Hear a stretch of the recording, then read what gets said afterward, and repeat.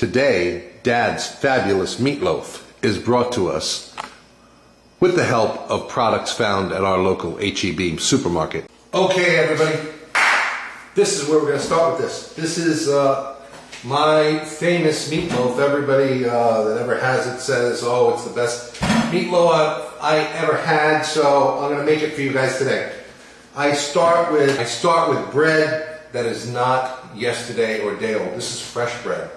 And we start by cutting it up into thin little 1/4-inch cubes. Don't use stale bread. Stale bread is going to make it taste like stale bread. We don't want that. I don't care if you leave the crusts on. If you don't want the crusts on, just grab your favorite loaf of Italian bread and cut it up into nice 1/4-inch, just like that, a quarter-inch dice, just like that. Okay, and we're going to soak that in a mixture of half heavy cream and half whole milk. So in that goes into the heavy cream and whole milk, and we're going to hit that with a little salt too also. Now we're not doing a lot today. I'm only going to do like 4 individual servings of, I normally do this in like a loaf or a loaf pan, but today I'm going to do it in 4 individual like pound ramekins, so to speak. You don't need big huge pieces, you just want nice 1/4-inch size, and no breadcrumbs. Breadcrumbs won't do for this. Take that, the crumbs, everything. In it goes. We're just going to mix that up in the milk and cream mixture and let it soak up all that milk and cream, just like that.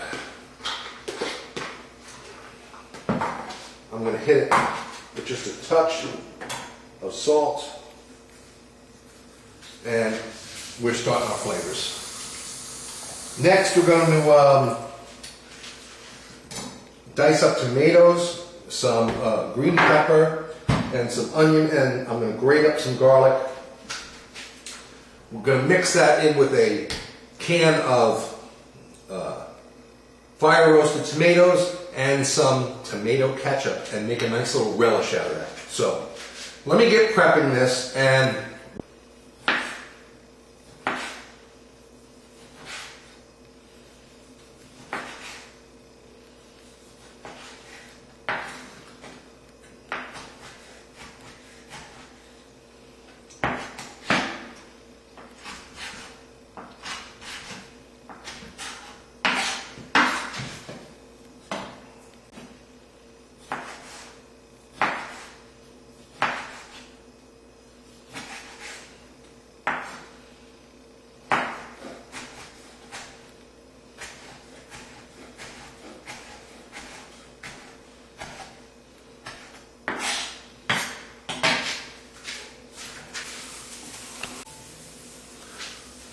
in a nice hot pan, I'm heating up some olive oil. In are going to go our tomatoes, our onions, our green pepper, and our garlic.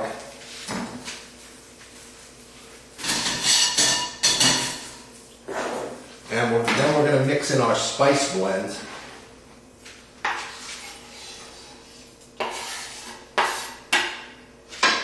Let's start just like that.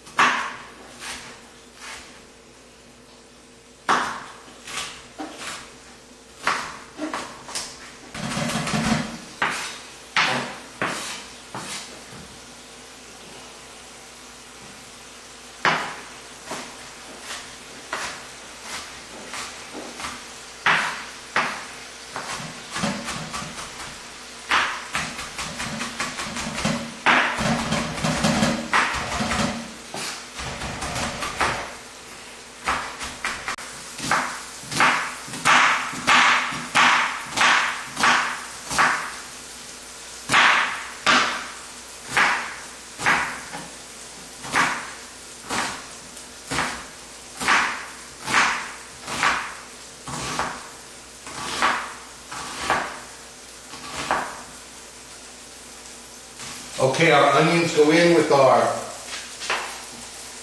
green peppers and our tomatoes.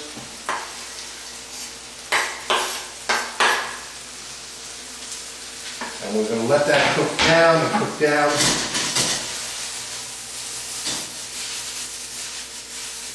Got a little salt and pepper in it.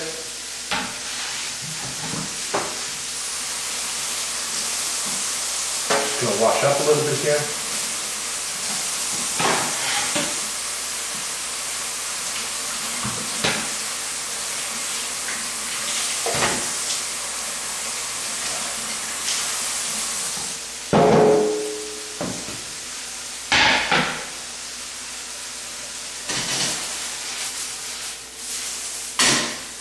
And we're going to add our canned fire roasted tomatoes with the juice.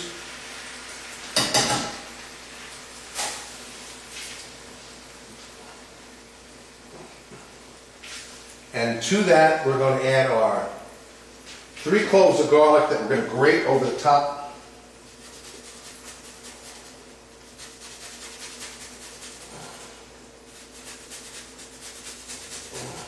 Nothing better than a box grater for grating garlic like that. Just makes quick work out of it. We're going to stir this around a little bit. And we're going to add our seasoning blend. This is 1 tablespoon of granulated garlic, a tablespoon of parsley, a quarter teaspoon of nutmeg, and a half a teaspoon of freeze-dried coffee. Yes, you heard me right. Freeze-dried coffee. In it goes. And in the back over here, I've got a cup of beef stock that has been reducing. And I'm going to keep letting that reduce until it's about 1/4 of a cup. And we're going to use that later. So in our seasonings go. And we're just going to let this cook off until this is about half its volume. Let me get you in here so you can see what that looks like. Because you're going to want to know what it's going to look like later. That's what it looks like right now. It's absolutely beautiful. It smells so fragrant. I am going to add to that 1 cup of tomato ketchup. Yes, you heard me right. 1 cup of tomato ketchup. I'm going to do that while we're on the break, and I'll show it to you as soon as we're back. Okay, I added our tomato ketchup, and I'm going to add 2 tablespoons of Worcestershire sauce.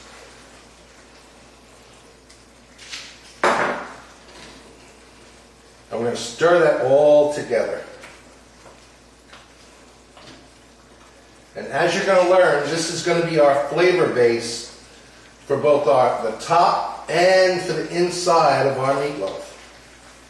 So we're going to let this cook down until it's a nice tight mix. I'm going to get you in here in a second so you can see what it looks like. And then, there we go. Look at it. It's absolutely beautiful, bubbling, and delicious. I want that to reduce by about 1/4.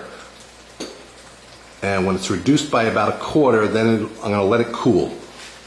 And then we're going to get to mix it in with our meat and our bread and our eggs. So, hang on. We'll be right back. Okay, after about 20 minutes, there is our delicious relish, our tomato and onion relish that is just looking absolutely super. I checked the seasoning. I added some a little more salt, and I added the half a cup of beef stock that was simmering in the background just to give it that extra depth of flavor of the beef. So I'm going to let that go for like another 5 minutes, and then I'm going to turn it off, let it cool for about 20 or 30 minutes, and we'll be back. Our relish is cooled. It's been about a half an hour. It's necessary to make this a fabulous dish. And now we're going to get into mixing all the ingredients together before we throw those beautiful meatloafs in the oven. Okay, so you saw our relish. It's nice and cool now. Otherwise, our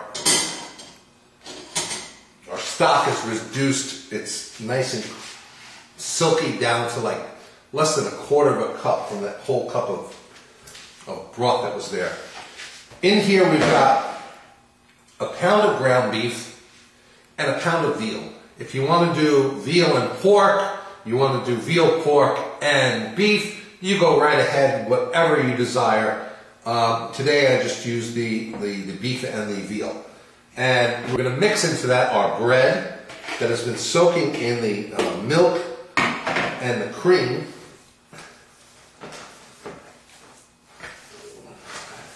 And we're just going to mix that together nice and lightly, just like that.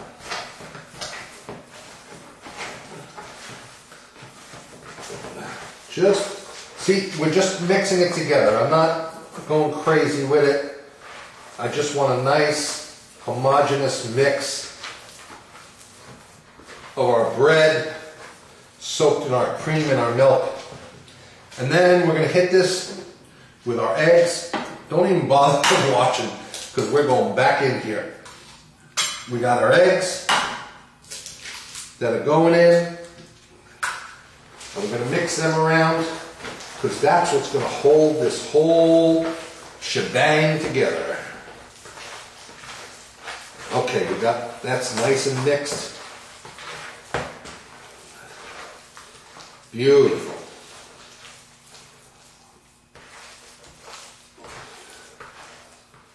Now, here comes all the flavor quotient to this meatloaf. You see the consistency. I'm trying to let you see what it looks like. It's absolutely beautiful. It's not too loose. It's not too firm. It's got that moisture from the milk and from the bread. And we're going to hit this with a quarter of this, just in case there's still a little residual heat. I'm going to mix that around because we don't want this too wet. There's all of our flavor for this meat. So you've got to keep that in mind. Okay. Nice. Not too loose still. A lot of flavor going in there. We can add a little bit more.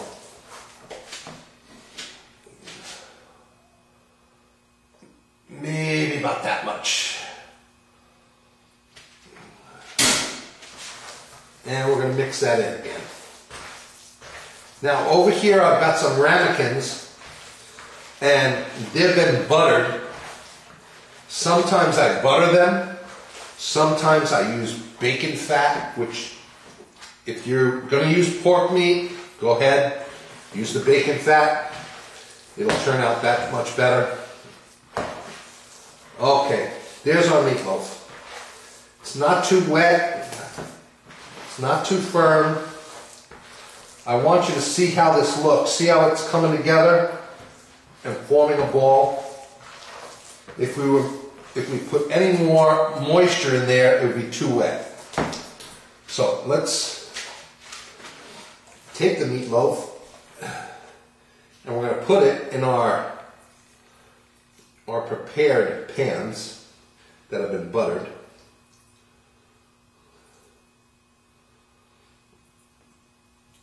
And we're going to fill them up probably 3/4 of the way. Nice and tight. Not too tight, but just like that.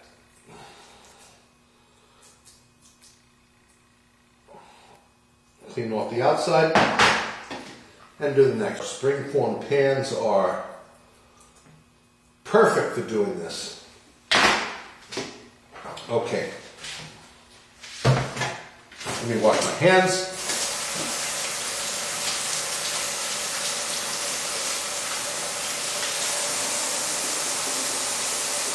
And now that we've got our ramekins here, and they're 3/4 of the way full, we're just going to press our meat down a little bit. Like I said, if you want to do this as a whole sheet, as a nice loaf, go right ahead. That's how I normally do it.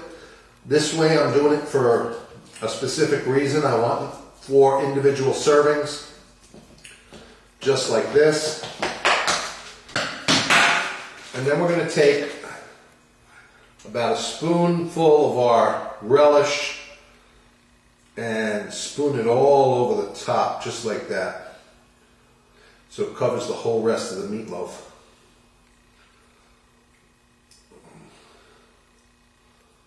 Oh my goodness. I wish you could smell this. This smells phenomenal. And we're going to bake these in the oven at 350 degrees for about 35 minutes.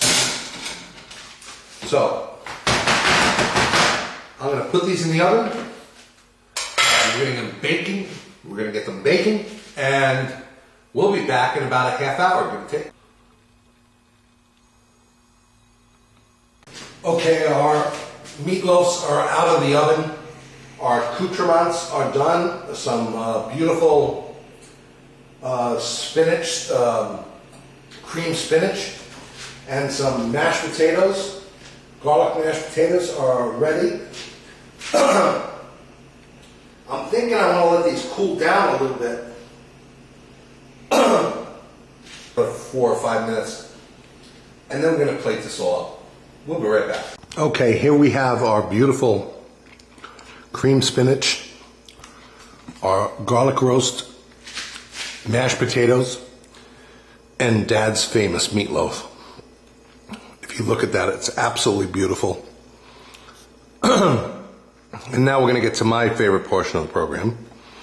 On top is that little reduced beef stock that was reducing until the entire time that the meatloaf was being cooked, which is going to just add some beautiful beefy flavor to this. Okay. As you can see, it looks absolutely beautiful. The caramelized onions, the tomatoes, they made this beautiful glaze on top of the meat. I'm going to take a little piece right now.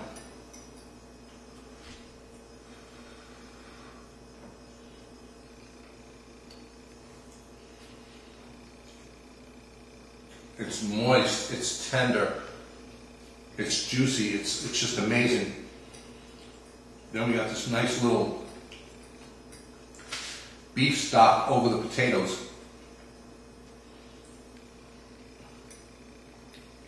Absolutely delicious. And who doesn't love cream spinach? Everybody.